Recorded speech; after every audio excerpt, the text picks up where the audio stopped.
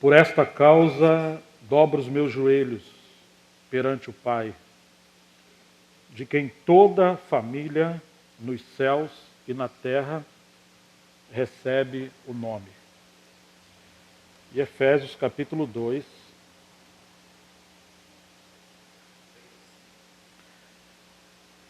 Efésios capítulo 2 agora, versos 19,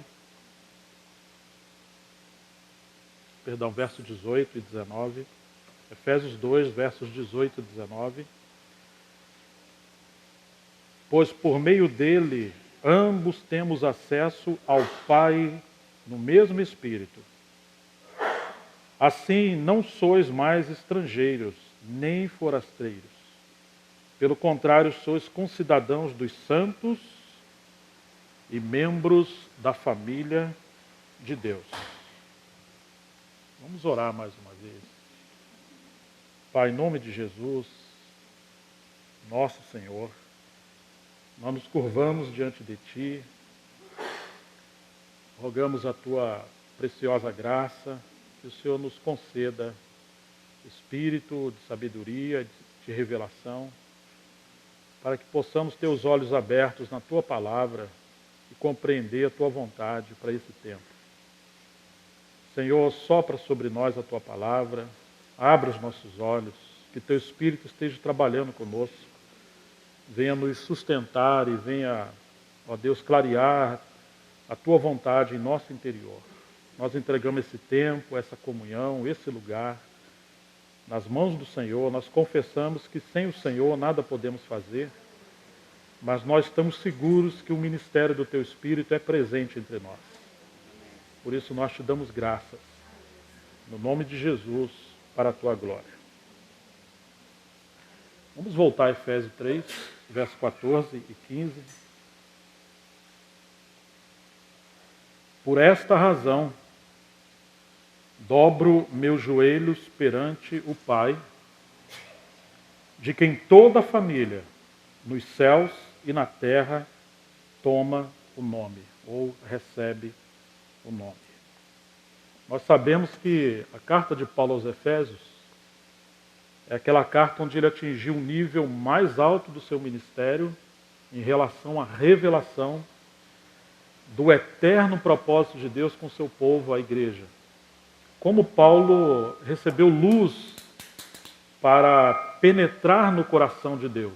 Aquele mistério que ele vem falando no capítulo 3, e depois que ele vislumbra a grandeza desse mistério que estava escondido no coração do Pai, Paulo agora se prostra de joelhos.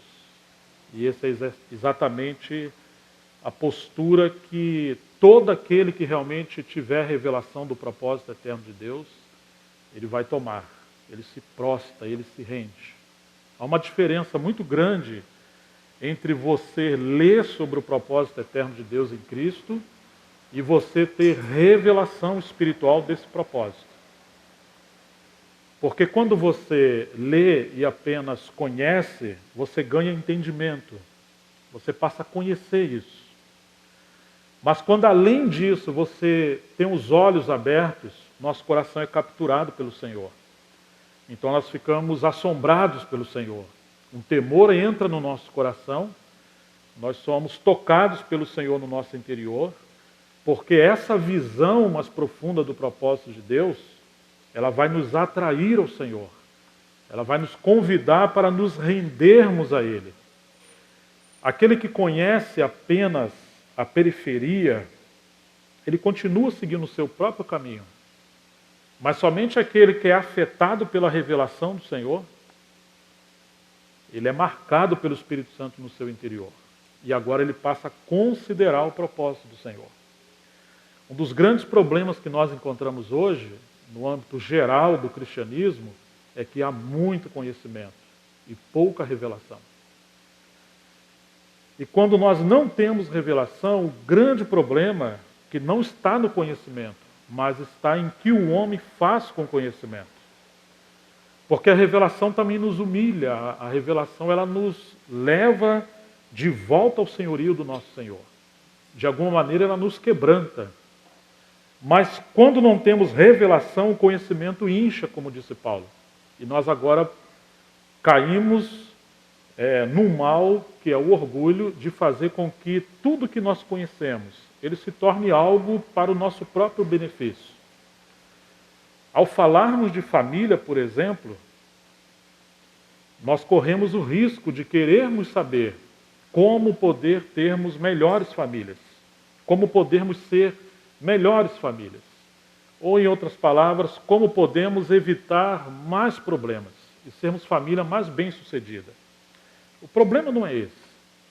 O problema é você ter tudo isso sem a glória de Deus. Tudo isso sem ser conduzido para o eterno propósito de Deus em Cristo ser concretizado. De uma forma moral correta, tem muitas famílias bem-sucedidas. Mas se essas famílias não forem capturadas pelo Senhor, elas não servem para nada. Elas vão ter uma história muito boa nesse plano terreno, mas elas não estarão nem construindo e nem fazendo atos de obediência à fé que vão repercutir para toda a eternidade. A grande questão não é ter uma família correta. A grande questão é termos uma família aprovada por Deus. Uma família que está na presença de Deus. Uma família a qual o Senhor usa como um meio por seu propósito ser levado adiante. É muito fácil, irmãos, que o nosso orgulho, o nosso ego não tratado pelo Senhor, ele faça com que todas as coisas convirjam em torno dele e, se possível, o próprio Deus. Nós queremos conhecer muitas coisas sobre Deus, mas para quê? Para facilitar o meio de manipularmos as coisas. Na verdade, se pudermos, nós vamos converter Deus em nosso servo. Nós queremos o seu poder para sermos protegidos, mas não queremos Ele como nosso Senhor, muitas das vezes. Quando nós encontramos Paulo, nessa carta tão sublime, tão celestial, nós encontramos que Paulo era alguém que frequentemente estava de joelho. Frequentemente Paulo se curvava diante de Deus em oração. E por que Paulo se curvava diante de Deus em oração? Porque ele queria entrar num nível mais alto do conhecimento para a revelação, e não somente isso. Ele queria fazer parte desse propósito. Ele queria cooperar devidamente com esse propósito. É claro que Paulo foi um homem de olhos abertos. E ele agora está falando desse mistério que ele viu por revelação. Mas ele agora não está orando somente por ele. Ele está orando pela assembleia de irmãos em Éfeso. E essa carta também, de alguma maneira, ela é universal, chegou até nós. A oração de Paulo é para que toda essa revelação também fosse alcançada por todo o povo do Senhor. Nós encontramos a primeira oração de Paulo no capítulo 1, do verso 15 em diante, que não precisamos orar. Essa é uma oração no sentido que Paulo estava orando depois que ele tem essa percepção de que os irmãos em Éfeso estavam centrados em fé em Cristo e tinham amor para com todos os santos. Ele ora para que os irmãos recebessem espírito de sabedoria e de revelação no pleno conhecimento do nosso Senhor. Que os olhos do seu coração pudessem ser abertos. Imagina, Paulo permaneceu um tempo amplo na cidade de Éfeso, entregou todo o conselho de Deus à cidade de Éfeso, aos irmãos. Ali foi a base rica do ministério de Paulo. Aqueles irmãos receberam um legado muito extraordinário através do ministério de Paulo. Mas ainda assim Paulo está orando para que eles pudessem receber espírito de sabedoria e de revelação. Ou seja, irmãos, Paulo entendia claramente que apenas termos a palavra e apenas termos ministério tão forte como Paulo, ainda que isso são dádivas de Deus tão grandes, tão excelentes, somente isso, sem um ministério amplo do Espírito Santo entre nós, isso não seria suficiente.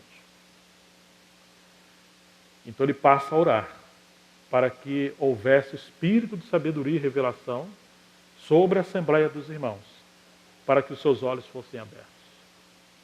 Oh, irmãos, antes de falarmos de família, nós precisamos falar de consagração. precisamos falar de rendição. E não somente isso. Nós precisamos falar da origem da família. Por que a família? De onde vem a família? Qual o propósito da família? Então, quando nós encontramos Paulo, o servo de Deus, esse verso 14, por esta razão, ou por esta causa, ou seja, por causa desse grande mistério de Deus em Cristo, a qual todos nós fomos chamados. Ele se prostrava de joelhos. Mas ele se prostrava de joelhos diante de quem? Diante do Pai. Sobretudo, Paulo viu pelo Espírito Santo que Deus é Pai. E ele viu mais, de quem toda a família, nos céus e na terra, tomam ou recebem o nome. Você imagina isso, irmãos? Que a revelação que Paulo tinha em relação a Deus não era apenas que ele era o Jeová Deus do Velho Testamento, o Senhor dos exércitos do Velho Testamento, o Senhor Criador dos céus e da terra, como de fato ele é tudo isso. Ele não era apenas o Deus dos hebreus, ele, sobretudo, ele era o Pai Celestial. No Velho Testamento, porque Paulo foi discipulado conforme um judeu no caminho do Senhor do Velho Testamento, eles não conheciam com clareza a questão da Trindade. Eles viam Deus, de fato, como o único Deus, mas até mesmo como o único Deus, como uma pessoa só. Era estranho a compreensão que Paulo recebeu de que Deus, embora sendo um, ele subsiste em três pessoas, como o Pai, o Filho e o Espírito Santo. E que essa comunhão eterna de que o Pai, o Filho e o Espírito Santo mantinham desde a eternidade, isso de fato já era uma família. Paulo não conhecia isso. Tanto que Paulo, ele perseguiu a igreja de Deus, porque ele tinha esse movimento como uma seita e Jesus como um impostor, quando ele estava perseguindo o povo de Deus e seguindo a estrada Damasco afora, ele teve aquela revelação que uma luz mais resplandecente que o sol de meio-dia brilhou a Paulo e ele caiu por terra, tamanha era aquela luz, e ele faz uma pergunta.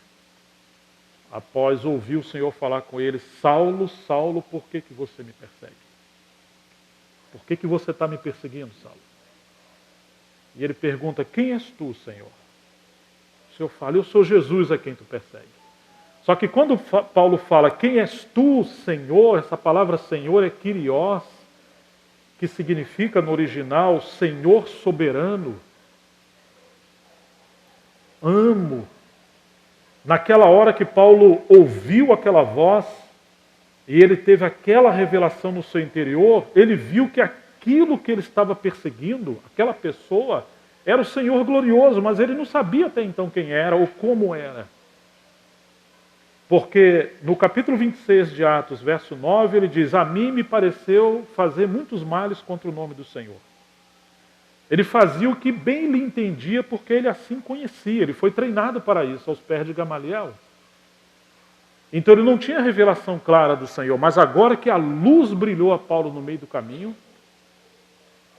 ele chama Jesus de Senhor, mas aquilo para ele era tão confuso, tão assombroso, que o que ele perseguia como sendo falso, ele agora descobre que é Deus.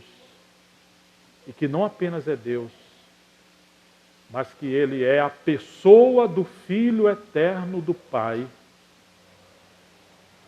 E que sendo Deus com seu Pai, mais do que isso, ele agora é homem também.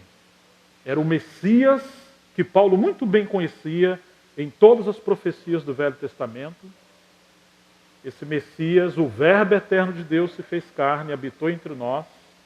Como disse João, vimos a sua glória, a glória como unigênito do Pai, de Deus. Ele morreu, ressuscitou. E ele, de forma glorificada, assentou à direita do Pai. É claro que isso é como um flash de luz, mas essa revelação que Paulo teve, ela é tão grande, que o eu sou do Velho Testamento é o mesmo Senhor que disse eu sou várias vezes no Novo Testamento. E agora só resta uma pergunta para Paulo. O que queres que eu te faça? Diante de tamanha revelação. Então, desse em diante, a visão que Paulo tinha e o conhecimento que Paulo tinha sobre Deus foi algo radicalmente novo, que os judeus até então não tinham. E ainda que Paulo conheceu Deus em todas as suas faces de revelações múltiplas no Velho Testamento, essa questão da paternidade de Deus, ela está no nível mais elevado. Tanto que quando você encontra o ministério do nosso Senhor Jesus, João fala que ninguém jamais viu a Deus, o Filho unigênito, ou o Deus unigênito, como em outras versões dizem, que estava no seio do Pai, esse o fez conhecer, ou seja, aquela relação que o nosso Senhor Jesus tinha, era uma relação de filho com seu pai e de pai com seu filho. E quando você encontra o ministério de Jesus na terra, você encontra ele honrando a Deus como seu pai. Quando ele fala, manifestei o teu nome aos homens que me deste, o nome ali de Deus foi muito mais além do que as revelações do Velho Testamento. É Deus como Pai. João, por exemplo, em seu Evangelho, as suas cartas e o Apocalipse, ele menciona essa questão de Deus como Pai pelo menos cerca de 100 vezes. E o Evangelho de João está recheado, repleto da paternidade de Deus. De que Jesus veio trazer essa relação da paternidade do Pai, dessa família celestial que tinha com seu Filho e o Espírito Santo, e ainda com os anjos. Desde a eternidade, Jesus veio trazer isso. Agora, quando Paulo está falando desse mistério, Paulo está mostrando que esse mistério vai atingir um nível sobreexcelente na glorificação dos filhos de Deus, porque a família de Deus será multiplicada. Ela foi multiplicada agora, depois que Jesus ressuscita e o Espírito Santo é derramado, porque até então ele é o unigênito do Pai, o único gerado, mas ele se tornou o primogênito. Ou seja, ele não é mais apenas o único filho eterno do Pai, mas através da sua morte e ressurreição, ele produziu e ele gerou e introduziu muitos filhos à glória. De maneira que a família de Deus ela é multiplicada quando nós nascemos de novo pelo poder do Espírito Santo. Oh, irmãos, como isso é tão grande. Porque aquele amor eterno, ele chegou até nós. Por isso João fala, vede com que grande amor nos tem concedido ao Pai, o Pai, ao ponto de sermos chamados filhos de Deus. Com grande amor nos tem concedido o Pai. Isso realmente é algo maravilhoso. E agora, nessa mesma carta de Paulo aos Efésios, ele diz que antes nós éramos forasteiros, estrangeiros, porque não éramos judeus. Mas agora nós, pelo mesmo Espírito, nós temos acesso ao Pai. Capítulo 2, versos 18 e 19. Ao Pai. Nossos olhos realmente precisam ser abertos, que não viemos apenas encontrar Deus como Deus no sentido de ser o soberano Deus, porque alguns, infelizmente, têm uma relação com Deus apenas de criatura com seu Criador, como se fossem anjos, ou como se fossem seres criados. Mas mais do que isso, nós agora somos filhos de Deus. E Deus quer que a nossa relação com Ele, a nossa intimidade, a comunhão, seja de filhos com o Pai Celestial. Isso muda radicalmente tudo. Agora, nós recebemos o Espírito que clama dentro de nós, Abba, pai ou paizinho querido. O mesmo Espírito testifica com o nosso espírito de que agora nós somos filhos de Deus. Oh, irmãos, quão grande é isso.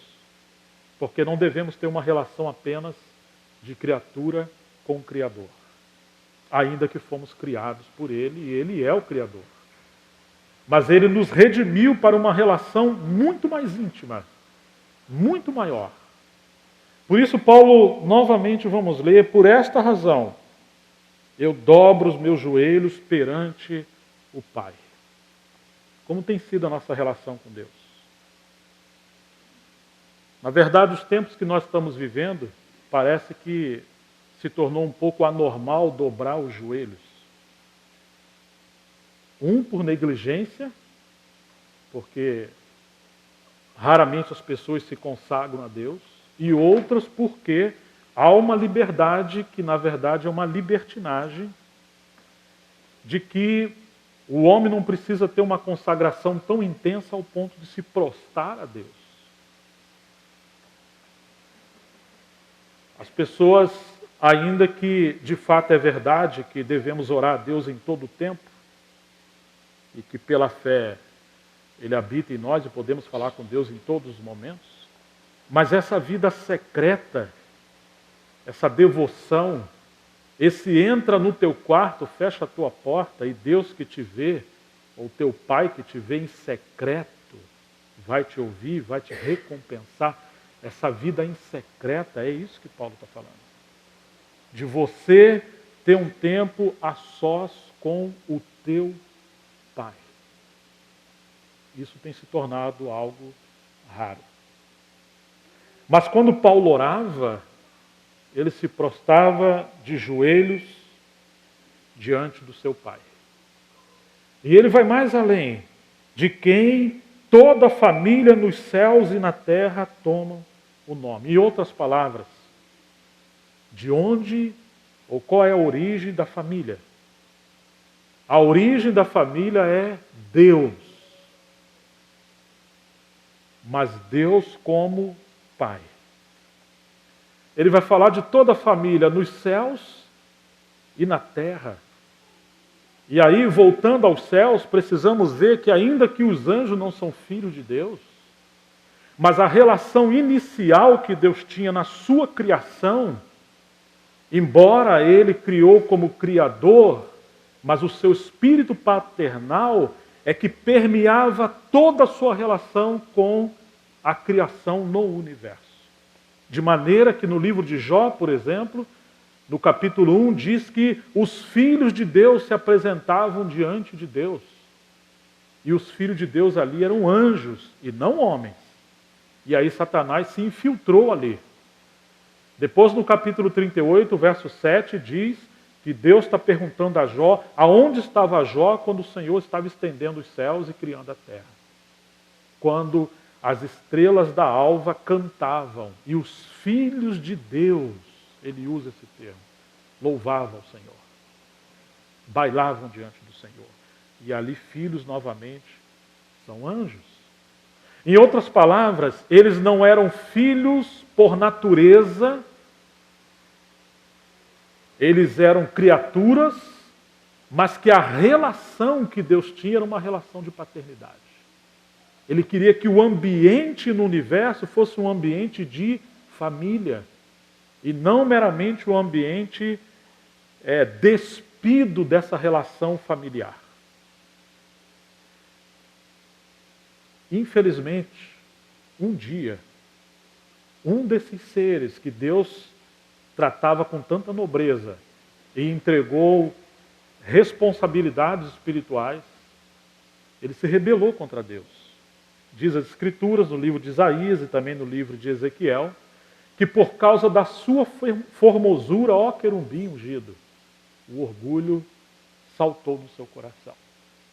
Porque ele passou a se contemplar. Esse é um grande problema. Tudo que Deus criou foi para a sua glória, por meio de Jesus Cristo.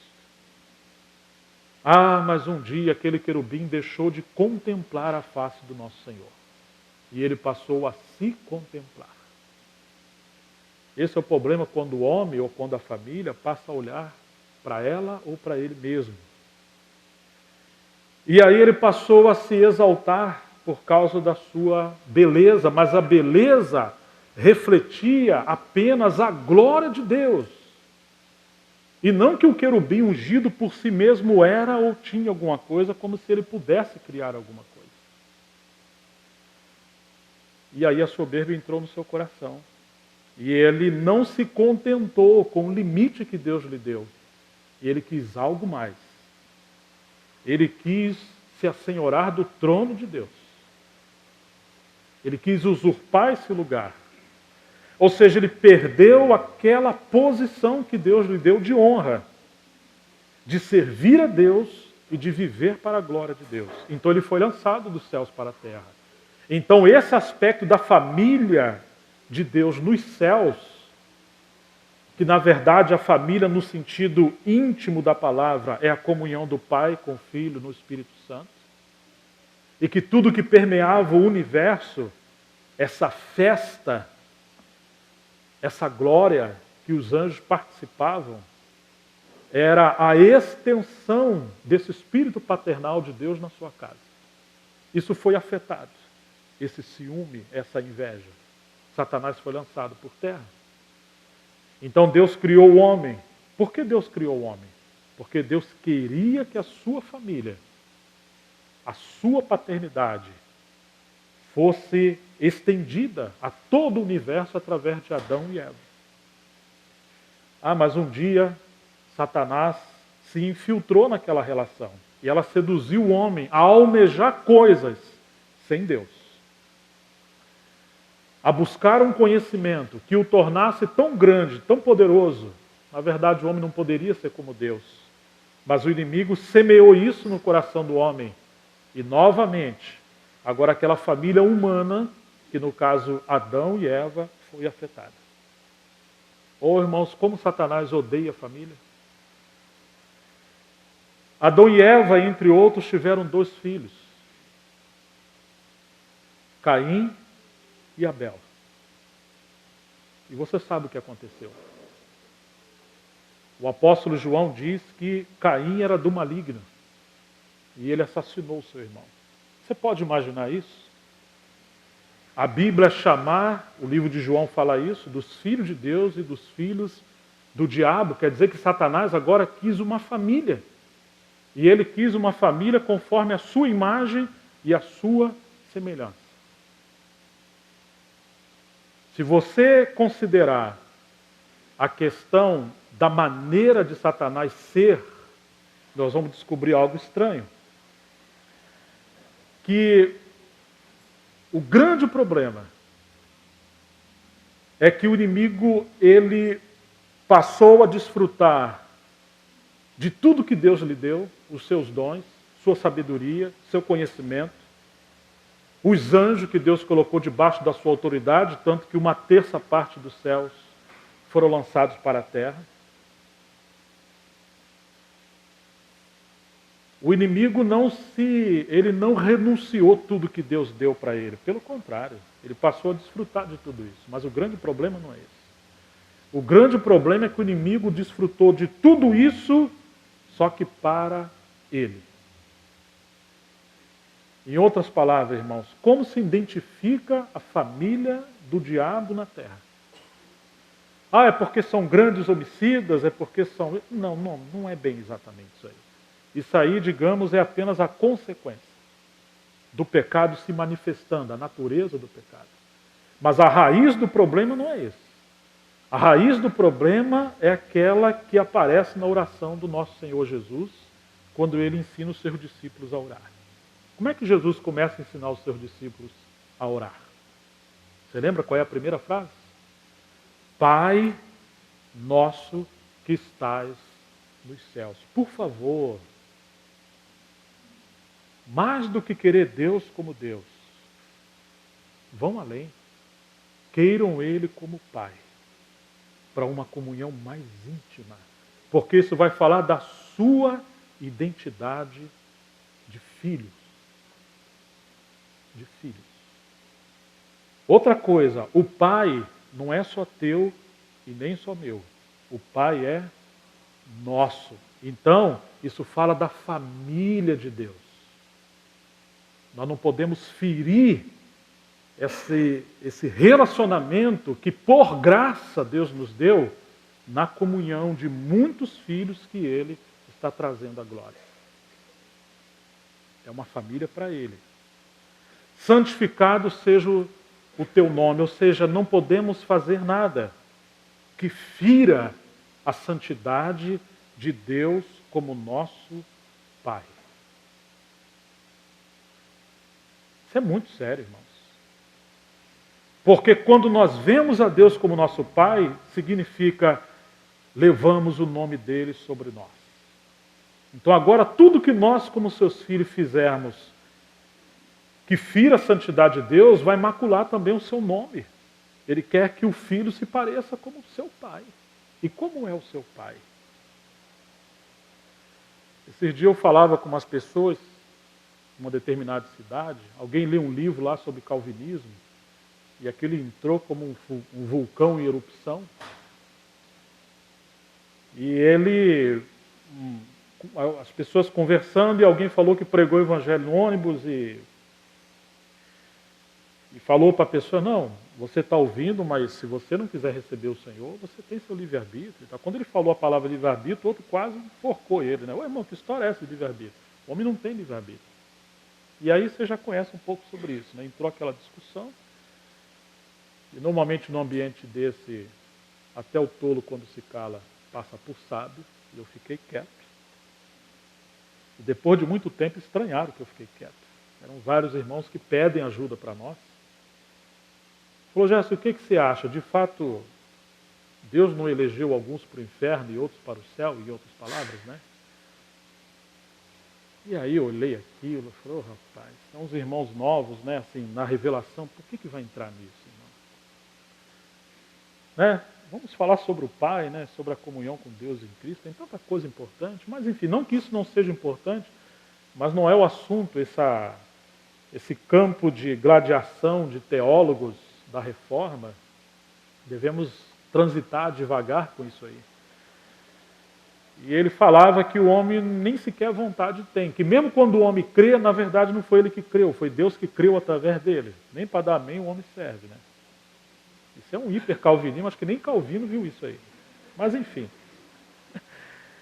E aí eu perguntei para ele, bom, já que você entende que o homem não tem vontade, como é que você entende que Jesus falou, Jerusalém, Jerusalém, que matais os profetas, apedrejai os que são enviados? Quantas vezes eu quis ajuntar os seus filhos debaixo das minhas asas, mas você não quis. E o Senhor diz que a vossa casa ficará deserta, porque se o homem não quer, Deus sai. E ele partiu para os gentios. Então você tem o querer de Deus e o querer do homem. Ele falou, não, mas mesmo que o homem não quis porque não foi eleito para isso. Essas coisas são muito complicadas, né? E aí, se tem algumas passagens, né? Que a vontade de Deus é que todo homem seja salvo, mas não adianta, irmãos. Eu falo, olha, meus queridos, o grande problema desse pensamento, de que Deus escolheu uns para a perdição eterna, ainda que a Bíblia diz que o lago de fogo foi criado para o diabo e seus anjos, não foi para o homem, é que nós podemos atribuir ao caráter de Deus coisas que não são próprias ao caráter de Deus. Essa decisão deliberada de que Deus é um Deus arbitrário, que Ele vai julgar o homem e vai lançá-lo ao inferno, mesmo que o homem não tenha direito a crer nele. Então esse julgamento é meio estranho, né? E aí surge uma pergunta, quantos filhos você tem? 2, você 3. Eu falei, qual deles você mandaria para o inferno? Se tivesse que escolher um hoje. Não, irmão, aí não. Aí você está... Eu falei, mas nós somos maus e a Bíblia diz que Deus é amor, né? Então se te pedir para entregar hoje para o inferno, qual deles você mandaria? Em outras palavras, irmãos, essa questão da natureza de Deus, dos atributos de Deus, do conhecimento de Deus. Às vezes nós ficamos no campo da teologia, da doutrina, e nós perdemos essa questão do ponto mais alto da relação do homem com Deus. da intimidade com Deus.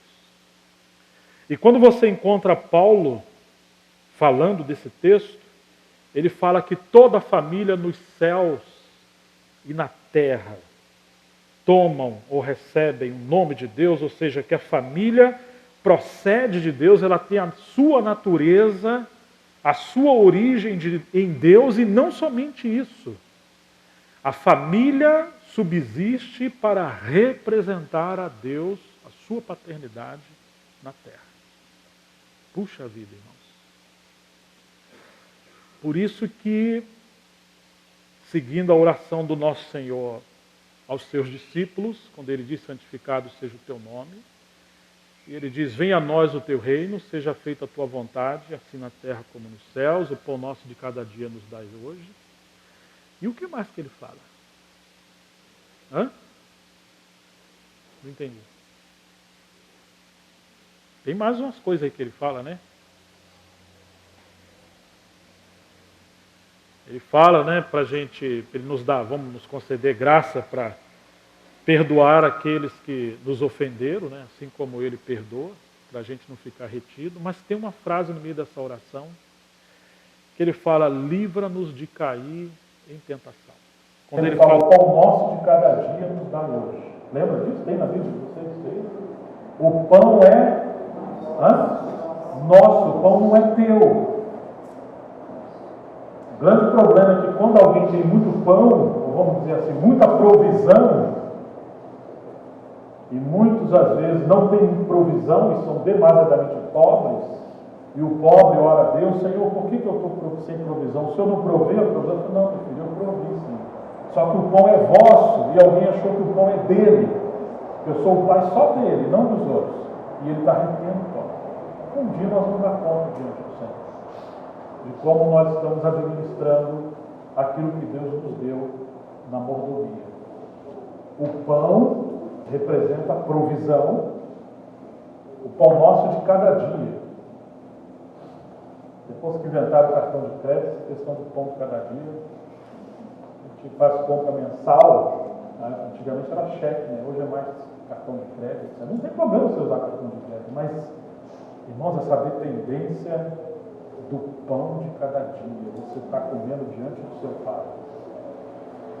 Quando está mãe, marido e filho, não estão só vocês, está o Pai Celestial que está junto. E quando ele fala do pão nosso de cada dia nos dá, e hoje é ele que dá, não é o homem que com seu braço apenas conquista, né? Deus nos dá através do nosso trabalho. Mas essa consciência de que é o Pai que está ali conosco, e ele fala: livra-nos de cair em tentação. Irmãos, que tentação? Se você olhar o original ali com calma, é aquela tentação do maligno. De que ele foi criado, de que ele recebeu tudo de Deus, todas as provisões, mas tem um grande problema. Ele não tem Deus como seu Pai, ele não cultiva a comunhão com Deus como seu Pai, ele não depende de Deus e a sua família é para ele. Essa é a tentação. É uma vida que você reconhece Deus. Tiago fala: você crê que é um só Deus? Faz muito bem. Mas os demônios também creem e estremecem. Eles só não se arrependem nem creem em Deus, no sentido de receber o Senhor como seu Pai. Mas os demônios, eles creem em Deus. Tem muita gente que crê em Deus, mas não se submete a Deus. Ele não depende de Deus. Ele não se assombra de Deus. Então, essa tentação é de levar uma vida independente de Deus como seu Pai, ao ponto que o propósito eterno de Deus em ter uma família de muitos filhos semelhantes a Jesus seja frustrado. Essa é a grande tentação. Então, irmãos, voltar a Deus como nosso Pai é algo primordial e um fundamento. E não faz sentido qualquer coisa sem isso. Tudo se torna nulo, tudo se torna vão, porque a glória de Deus não vai ser o foco da nossa vida do nosso casamento, da nossa família. Por esta causa eu dobro os meus joelhos perante o Pai. Você, quando orar, entra no teu quarto, fecha a tua porta e ora ao teu Pai, que te vê em secreto.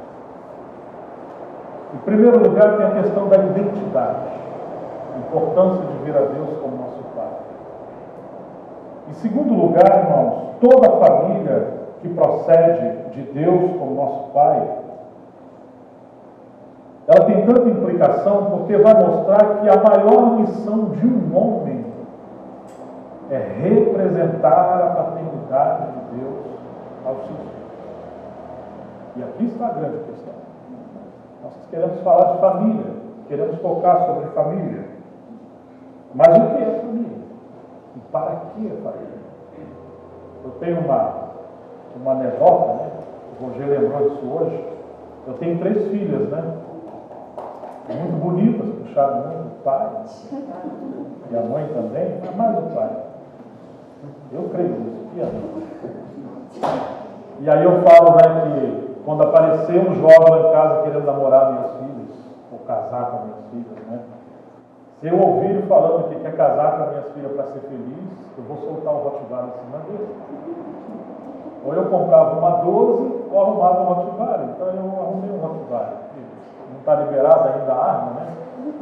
Mas eu estou muito preocupado e oro pelas minhas filhas, porque infelizmente o evangelho que nós temos ouvido hoje, em muitos lugares, não é o evangelho da Bíblia. O Cristo não é o Cristo crucificado que viveu para a glória de Deus em detrimento de si mesmo.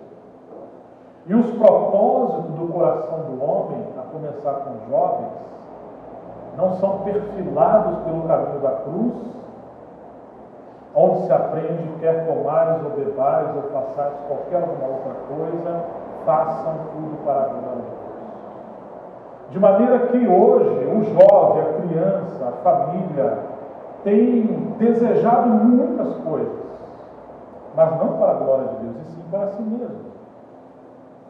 Às vezes o jovem fala, eu preciso casar. Ué, mas por que você precisa casar? Porque está todo mundo casando. Ou então essa é a base do seu casamento.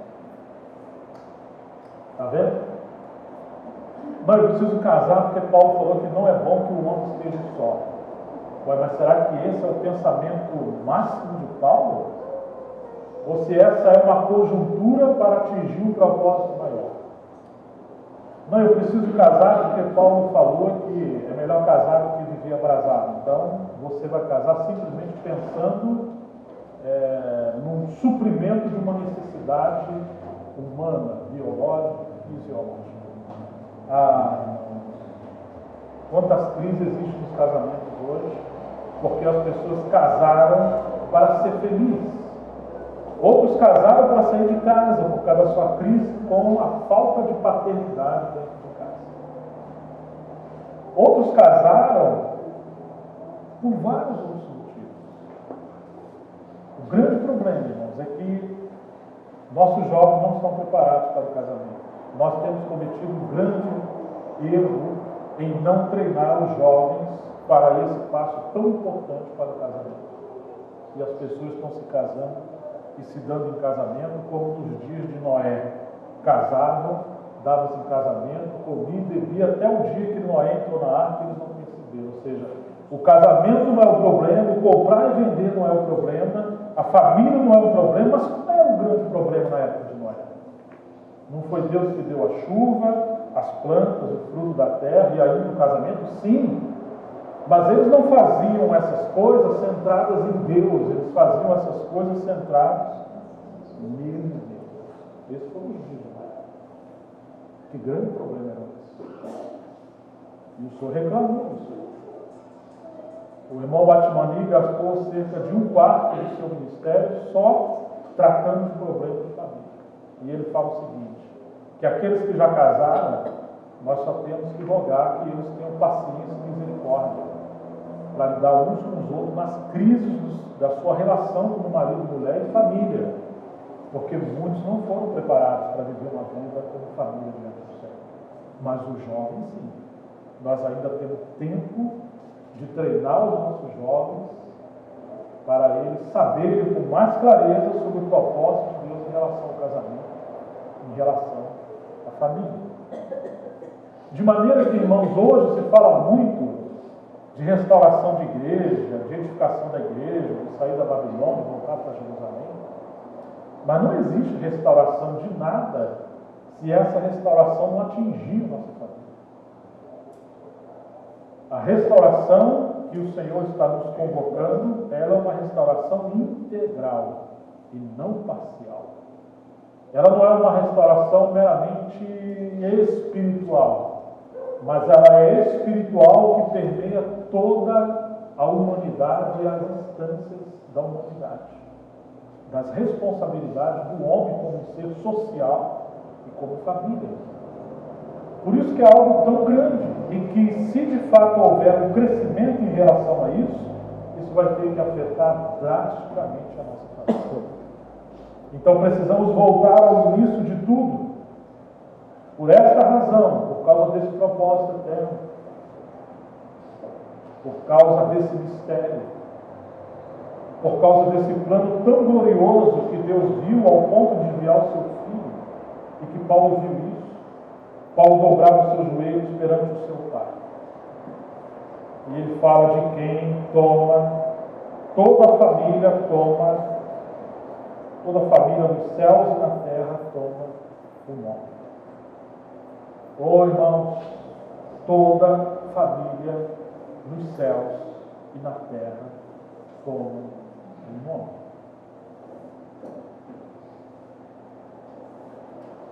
Agora começamos a descobrir uma coisa, que a origem da família não foi a necessidade do homem, que a origem da família não foi uma invenção, não foi um acidente. A origem da família é Deus como Pai. A origem da família é o propósito de Deus em que as famílias sejam a extensão da sua família, ao ponto de que as famílias se tornem a família de Deus, debaixo da sua paternidade. Então a natureza da família humana é a família de Deus, eterna, antes mesmo da criação de todas as coisas. Por que Deus, no Velho Testamento, foi tão duro, entre aspas, essa dureza, porque Deus foi justo, mas em relação à sua justiça com as famílias? Você lembra, depois da queda, o que aconteceu com Caim? E, por favor, um parênteses aqui.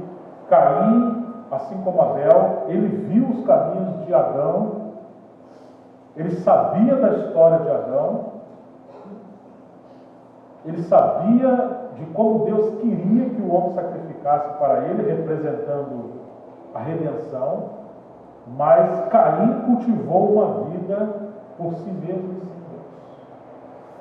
Isso mostra para nós que muitas famílias, muitas das vezes, terão filhos que seguirão um caminho que não será o caminho de Deus. E algumas famílias terão filhos que não seguirão o caminho do Senhor, e lá no futuro eles voltarão para a sua casa. E como nós precisamos aprender com Deus, como aquele que é representado na parábola do filho pródigo, que o filho vai embora, ele desonra seu pai, ele cai numa vida de depravação. Mas quando ele volta, ele lembrou que pecou contra os céus e contra o seu pai. Ele volta e onde ele encontra o seu pai? Será que a porta da casa estava fechada? Será que o pai foi vingativo? Será que o pai perdeu a esperança? Não, seu pai estava como que no alpendre, esperando o seu filho. Muitas das vezes, irmãos, nossos filhos não seguem o caminho do Senhor, mesmo que alguns não se desviam dentro de nossas casas, mas no seu interior eles não estão seguindo a Deus. Essa é a hora da gente aprender algo sobre a paternidade de Deus, em como lidar com filhos que são desobedientes, até para revelar para nós que nós somos desobedientes como os nossos filhos muitas das vezes. Às vezes a gente olha os nossos filhos e fala, meu Deus, eu não acredito. Será que é meu filho mesmo? Onde eu errei? Não, isso é só um exemplo de como é você comigo. fruta não cai muito longe da árvore. E o Senhor quer que a gente aprenda a lidar com ele e lidar com os nossos filhos. Mas você vai encontrando o caminho do Senhor em toda a Bíblia, especialmente no Velho Testamento, quantos problemas houveram na família. Chegou um período, em Gênesis 6, que vendo os filhos de Deus, ali diz o termo, que as filhas dos homens eram formosas aos seus próprios olhos, eles desceram e possuíram a filha dos homens. Vocês se lembram disso? E acendeu-se a ira de Deus. E o Senhor separou um homem chamado Noé, e ele puniu toda aquela geração. Ali mostra, irmãos, daquela tentativa de Satanás de destruir o plano de Deus em relação à família, o seu propósito. E o Senhor não aceitou isso. Depois que Deus usou Noé e passou aquele período do julgamento, nós encontramos aquela questão da Torre de Babel. Como Deus teve que trazer novamente juízo sobre aquilo. Mas houve alguém que Deus encontrou, e como clamava o coração de Deus, e ainda clama. Olhem comigo uma passagem preciosa, que é no livro de Gênesis, capítulo 18, versos 17 em diante. Gênesis 18, verso 17. Então o Senhor disse, Gênesis 18, verso 17: esconderei de Abraão alguma coisa? Visto que ele certamente virá a ser uma nação grande e poderosa, e por meio dele todas as nações da terra serão abençoadas. Porque eu escolhi a Abraão, a fim de que ele ordene a seus filhos e a sua casa e a sua descendência, para que guarde o caminho do Senhor, para praticarem retidão e justiça, a fim de que o Senhor realize na vida de Abraão o que disse a respeito dele. Você está vendo por que Deus escolheu Abraão? Não é simplesmente porque Abraão era melhor do que os outros. O livro de Neemias diz que Deus escolheu Abraão porque achou nele um coração fiel. Mas fiel para quê? Claro que Abraão creu, claro que Abraão foi o pai da fé, mas presta atenção nesse texto aqui. Porque você tem um segredo da parte do Senhor. No verso 19, o Senhor está dizendo que escolheu Abraão a fim de que ele ordene os seus filhos. Era isso que Deus buscava. Deus não queria apenas um grande homem. Deus queria um homem de família. Deus queria um homem que representasse a sua paternidade. Deus queria um homem que tivesse uma família que representasse um exemplo de todas as famílias que viriam depois dele. Se os irmãos querem ser homens usados por Deus, voltem para suas casas. Ordenem os seus filhos. Procurem experimentar e conhecer a Deus como nosso Pai. Eu estou suspeitando que o nível mais alto de um homem é ele representar a paternidade de Deus. E que não existe nenhum ministério bem-sucedido se ele não tiver a base numa família da qual o ministério dele seja a extensão da vida dele com Deus na sua casa. Ou seja, irmãos, o crivo da aprovação do homem bem-sucedido não são os seus negócios, não são suas faculdades, não são suas empresas, o seu cartão de crédito, seja lá o que você tiver, nem mesmo um bom nome diante da sociedade. A coroa de um homem, disse Paulo em Coríntios 11, a glória de um homem, o que é, irmãos? É a sua mulher. Foi isso que Paulo falou. Quando você olhar para um homem bem-sucedido, você tem que olhar para a casa dele. É isso que está na Bíblia. Mas hoje nós encontramos que nós estamos tão envolvidos com esse mundo que o conceito de um homem bem-sucedido é diferente do conceito que Deus estabeleceu na sua palavra. Deus é Pai e Ele espera que os homens sejam pais que representam bem a sua paternidade. Amém? Por isso ele escolheu Abraão. Porque Abraão deveria ordenar aos seus filhos, coisa que Deus buscava nas outras gerações, e ele seria o pai de uma grande geração. E lembre-se que nações na Bíblia sempre levam em conta famílias. E é muito interessante que para Deus cumprir esse propósito, ele trabalhou muito com Abraão, mas houve uma época que Deus prometeu um filho a Abraão. E vocês conhecem as histórias de Abraão. E aí Deus, na cabeça de Sara, sua mulher, Deus demorou. E agora ele não tinha descendente. A quem ficaria a sua herança? E infelizmente Sara, assim como aconteceu com Eva, deu um conselho, uma ponderação para Adão. Irmãos, assim como Adão ouviu a Eva e não representou a autoridade de Deus, Abraão ouviu a Sara e ele possuiu a sua serva, a serva de Sara, Agar, e gerou um filho para ajudar a Deus, quem sabe? E gerou um Ismael. Você se lembra disso? Só que não foi isso que Deus pediu. E aqui nós encontramos algumas coisas. Se a nossa família vai representar a família de Deus, Deus não reivindica apenas a intimidade do homem e que o homem viva de acordo com a natureza de Deus.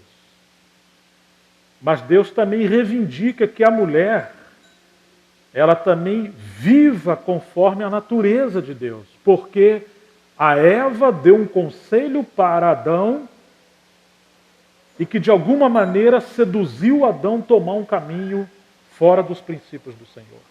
E agora Sara também deu um parecer para Abraão que não representava os caminhos do Senhor. Em outras palavras, irmãos, a mulher que foi dada como ajudadora para o homem, ela tem que cooperar para que o homem cumpra a missão que Deus lhe deu. Mas ela jamais deve sair dessa posição de opinar ou de fazer qualquer coisa que não venha cooperar com a missão de Deus na vida de um homem. Um dos grandes problemas é que a mulher sabe como seduzir um homem. É que ela sabe como ganhar um homem. Ela sabe como ajudar um homem. Ou ajudar ele a ser mais íntimo com Deus, ou ajudar o homem a como ele se voltar somente para as suas próprias expectativas e necessidades. Em muitas passagens da Bíblia, aquelas mulheres que Deus deu àqueles homens, elas erraram. E os homens, de alguma maneira, foram fracos, porque nesse quesito, eles honraram as mulheres mais do que a Deus.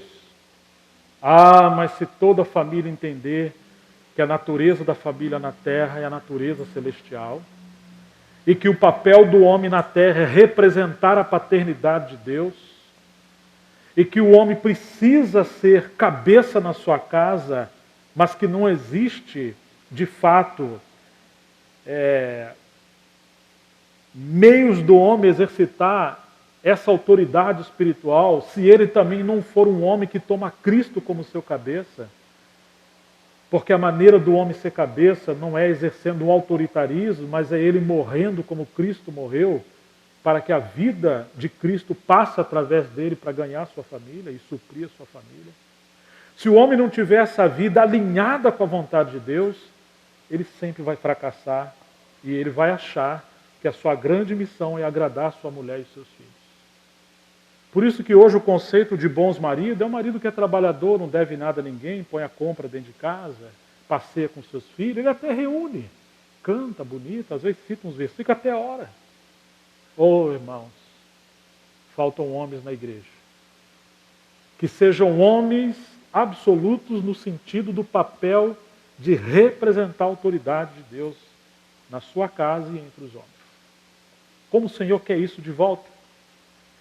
Enfim, Abraão concebeu um grande problema e lá na frente o Senhor deu a Abraão o seu filho Isaque. A palavra Isaque no original significa riso, alegria, satisfação. E quando Abraão estava vivendo aquela vida plena com seu filho, de tanto amor, Deus falou algo para Abraão. Abraão, Abraão. E quando ele chama alguém duas vezes, meu pai. Toma o teu filho, o teu O único filho a quem você ama. E transliterando o texto, você vai sacrificar ele para mim. E o Senhor escolheu um lugar para Abraão fazer isso que demoraria 3 dias para Abraão levar o seu filho. Ou seja, ele teve tempo de considerar se vai ou se não vai. Deus nos dá tempo para que o homem realmente escolha querer seguir o Senhor e colocar ele acima de tudo. É claro que Deus não queria matar Isaac. Deus não é um Deus sanguinário. Deus não queria um sacrifício humano como aqueles deuses falsos de outras nações querem que os pais sacrifiquem os seus filhos. Eles são filhos de um outro Deus que é o inimigo. Aqueles que fazem essas coisas. E quando Abraão chega lá no Monte Moriá, e ele prepara aquele altar, e você imagina que coisa maravilhosa, porque Isaac já era um jovem, e fala, meu pai, eu estou vendo aqui a madeira, estou vendo tudo. Onde está o sacrifício? Ou o animal? Irmãos, Isaac poderia ter ido embora. Mas Isaac representava o Filho de Deus. E ele se entregou àquele sacrifício. E quando Abraão, com o seu cutelo, foi sacrificar o seu filho, o anjo bradou, Abraão, não faça tal coisa. Abraão foi provado. E é claro que o homem, quando anda com Deus, ele passa a encarnar no seu espírito, no seu coração, as dores do coração de Deus. Os sentimentos do coração de Deus como Pai. O amor do coração de Deus como Pai. E Deus esperava compartilhar esse grande propósito de amor como Pai com o homem. E ele achou em Abraão esse homem que pudesse compartilhar o dia que o nosso Pai entregaria o seu filho no Monte Moriá, que foi o Monte Gólgota, no mesmo lugar geograficamente, sobre o altar que foi a cruz. Abraão experimentou as implicações do caminho de cruz que o Pai Celestial tomou desde a eternidade. Porque, irmãos, nós ouvimos sobre a cruz, achamos que a cruz aconteceu apenas lá em 2000 anos. Talvez podemos acreditar assim, historicamente. Mas a cruz é um princípio que o Pai e o Filho experimentaram desde antes da criação dos céus e da terra, porque é um princípio de que Deus faz tudo para o seu Filho e o Filho devolve tudo para o seu Pai. E o Pai concebeu um plano e ele não poupou o seu próprio Filho para esse plano ser cumprido e o seu Filho tão pouco poupou a si mesmo. Em outras palavras, Abraão, ele experimentou esse caminho da paternidade de Deus. Não é glorioso isso? E agora ele entregou o seu Filho. Ou seja, se vai haver uma descendência de Abraão, como disse Paulo, que aqueles que creem são filhos de Abraão pela fé, e chama ele de nosso pai. O que isso significa? Creu Abraão em Deus e isso foi lhe imputado como justiça. Esse crer Abraão em Deus não é somente crer em palavras várias de Deus. Não. Abraão creu em várias instâncias da palavra de Deus. Ele saiu de Ur dos Caldeus em obediência. Abraão levantou o altar, Abraão fez muitas coisas que Deus o pediu. Mas o cume da revelação de Deus com Abraão foi a entrega do seu filho naquele monte. Porque ali representa o ponto mais alto do coração de Deus, que foi entregar o seu filho para que o seu propósito fosse realizado.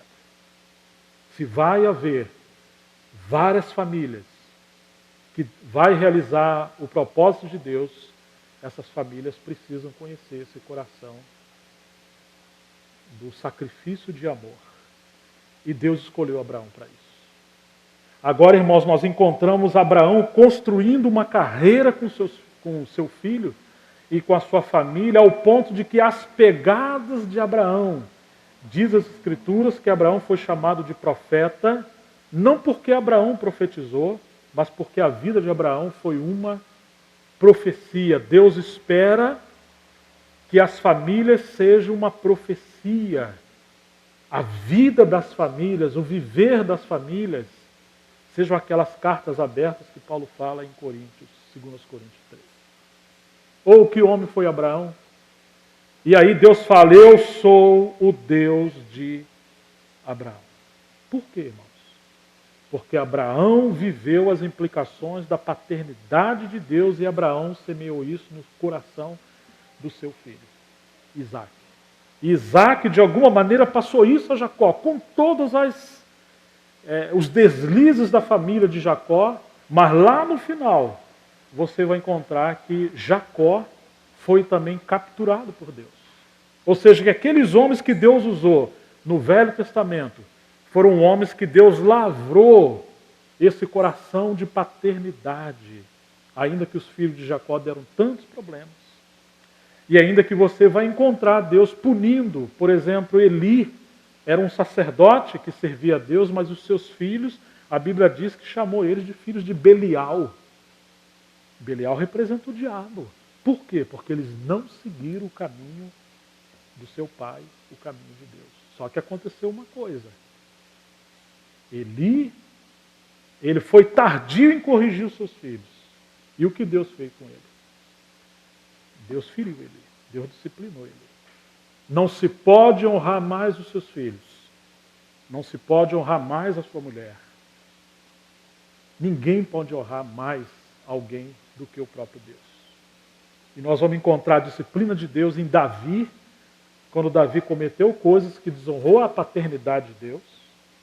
Nós vamos encontrar Deus tratando com Salomão. Nós vamos encontrar Deus tratando com todos aqueles que de alguma maneira foram chamados por Deus, mas que embora eles fossem bons reis, bons líderes, bons profetas, mas eles fracassaram no contexto de família. Deus teve que disciplinar drasticamente, porque isso representa a paternidade de Deus. Ô irmãos, se a gente puder entender que nós precisamos depender mais do Espírito Santo para viver como família do que para qualquer outra coisa, claro que nós precisamos do Espírito Santo para tudo, mas nós encontramos as pessoas buscando a Deus para como ser um obreiro, como ministrar a palavra, como ministrar louvor, como fazer qualquer uma outra coisa. Mas nós raramente encontramos alguém orando, jejuando e buscando a Deus para aprender como ser pai, mãe, filhos e uma família que viva de acordo com o que Deus quer. Vamos ler ainda uns versículos, Malaquias.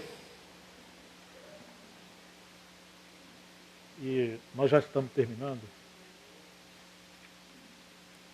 Malaquias é o último livro do Velho Testamento.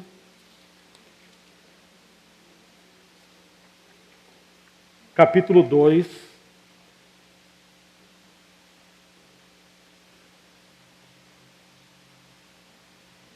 Verso 10.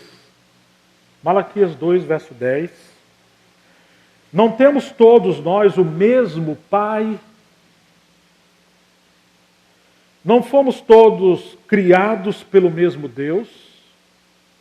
Por que então somos infiéis uns aos outros, quebrando a aliança dos nossos pais?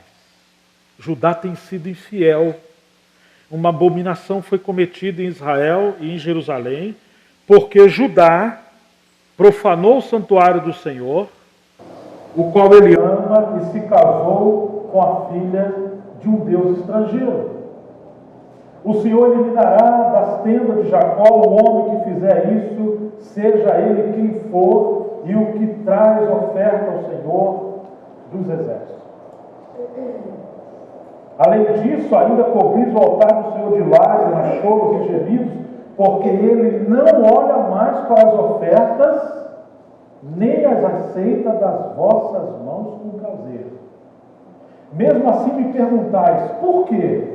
Porque o Senhor tem sido testemunha entre ti e a mulher da tua mocidade, para a qual você foi infiel, embora ela fosse a tua companheira e a mulher da tua aliança matrimonial.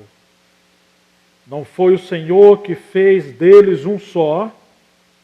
Ele lhe fez essas coisas sobejando-lhe espírito. E por que um só? Porque ele queria, ele buscava uma descendência de piedosos. Cuidai de vós mesmo, portanto, e que ninguém seja infiel para com a mulher da sua mocidade. Pois eu, o Senhor, odeio o divórcio.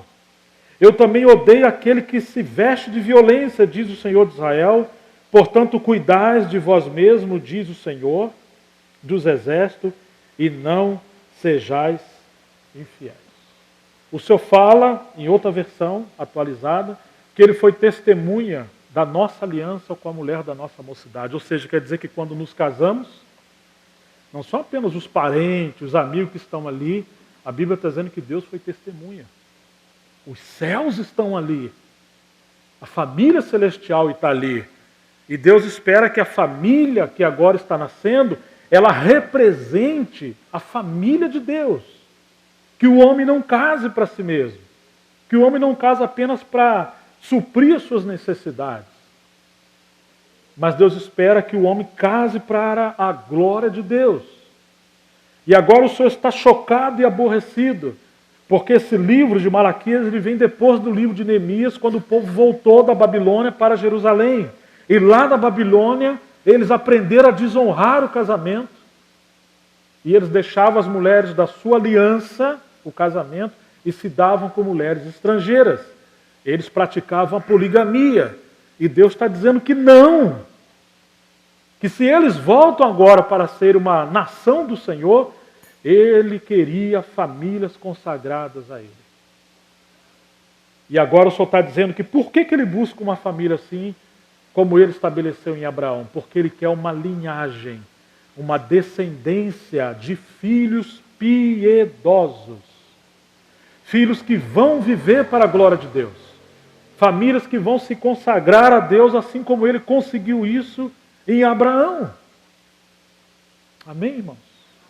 Agora que o Senhor nos alcançou, e a Bíblia diz que nós somos, aqueles que cremos em Cristo, somos filhos de Abraão pela fé, Ele espera que a nossa família seja uma extensão da família celestial.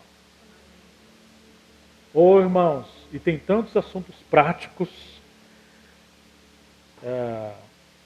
no Novo Testamento sobre como viver como família, mas que nada disso pode ser aplicado como método, como técnica, porque isso deve ser apenas, digamos, as vestimentas, a extensão de uma realidade espiritual, de que nós precisamos aprender a viver como Deus é, como Pai, junto com seu Filho e o Espírito Santo. Eu lamento que encontramos lugares que muito se estudou sobre família, mas que ainda assim as famílias continuam vivendo para elas mesmas. E Deus não tem conquistado o testemunho da sua família na terra. Que nesses dias o Senhor tenha misericórdia de nós, se compadeça de nós e nos dê graça para entendermos o clamor do seu coração, de que Ele quer famílias consagradas para Ele. E Ele sabe que muitos dos homens não tiveram pais que representavam a paternidade de Deus. Por isso, às vezes eu falo para as irmãs, sejam longânimos e pacientes, porque seu marido não teve um bom exemplo de pai. E os pais representam Deus. Por isso que às vezes os filhos também não conhecem Deus, porque eles não vêem Deus na vida dos seus filhos. Nós não fomos preparados para sermos famílias de acordo com a vontade de Deus. Nós temos péssimos maridos, péssimas mulheres, péssimos filhos. Mas que somos amados por Deus, com a graça de Deus. Ô, irmão, péssimo? Pois é, mas nós somos às vezes bem-sucedidos em várias coisas, mas como marido, e como esposa, e como filhos, às vezes estamos muito distantes do que o Senhor requer de nós. Agora precisamos nos converter. Precisamos nos converter. Precisamos que o Senhor ganhe o nosso coração. Porque é impossível a gente viver a vida da família, exceto se o Senhor alcançar esse lugar no nosso coração. E cada um de nós falarmos, Senhor, pois é, eu fiz engenharia, o outro é mecânico, o outro é músico, eu sei até mexer em umas máquinas, umas coisas, mas esse negócio de ser pai, ser marido, rapaz, eu não sei isso aí não. Quanto mais eu mexo, parece que o negócio piora, né? Que o Senhor tenha misericórdia de nós. E eu termino com o último versículo do Velho Testamento, que os irmãos estão abertos em Malaquias, capítulo 4.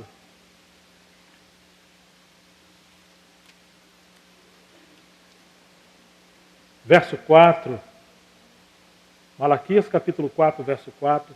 Lembrai-vos da lei de Moisés, meu servo, dos estatutos e das normas que lhe mandei em Horebe para todo Israel.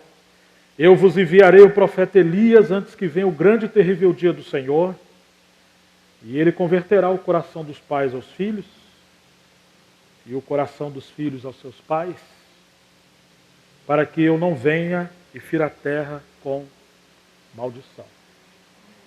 Ô irmãos, quando as famílias estão dilaceradas, isso atrai a maldição. Não coloque toda a culpa no PT, na Dilma e muitas coisas. Se você ler o livro de Ageu, você vai ver que Deus disciplinou a nação do povo dele, porque o povo falava, não veio ainda o tempo de edificar a casa de Deus, mas cada um corria para edificar a sua própria casa. Alguns falaram assim, vamos dar um tempo da casa de Deus, né? Eu vou cuidar mais da minha própria casa. E parece que quando se fala isso, é aí que vem a tragédia na família. Você sabe cuidar da sua casa? Que tolice, nós não sabemos. Que o Senhor ganhe o nosso coração, irmãos. Aqui os pais representavam os patriarcas, que a nação de Israel deveria se converter, mas também representavam os pais e os filhos. Que nós somos convertidos a muitas coisas, mas precisamos converter o nosso coração. Pais se voltar para os seus filhos. Os filhos se voltarem para os seus pais. Para que o Senhor não fire a terra com maldição.